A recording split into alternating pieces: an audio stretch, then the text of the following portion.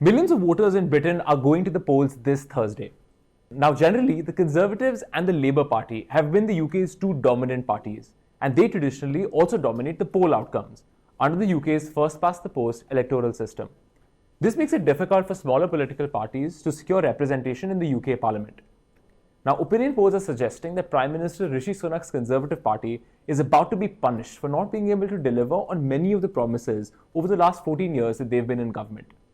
Meanwhile, the opposition Labour Party, led by Sir Keir Starmer, is actually far ahead in most opinion polls after focusing their campaign on a single word: change.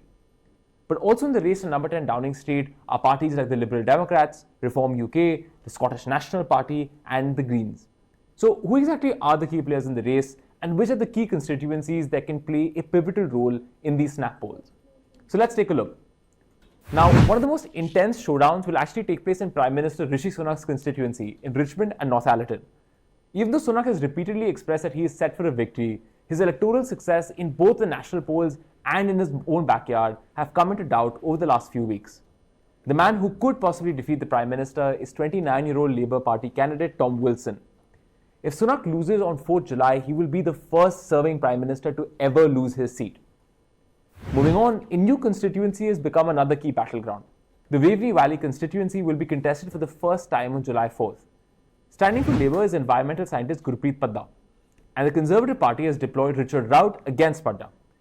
He wants to offer voters hope after what he calls a difficult period across the Western world.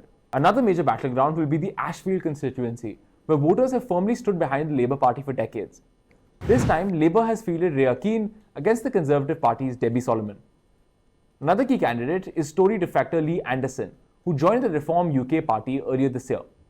Anderson has held the Ashfield constituency for the last 5 years and is the most probable candidate to win this time around as well. The constituency of Holborn and St Pancras might also just elect the next Prime Minister of the UK. Most polls are predicting a comfortable win for Labour candidate Sir Keir Starmer. And given the way the polls are going, he might very well end this week as the next Prime Minister of the United Kingdom. The Conservative Party has given its ticket to the high-flying lawyer Mehreen Malik to challenge Starmer, who also won from this seat the last time around. Dave Roberts is representing the Reform UK party.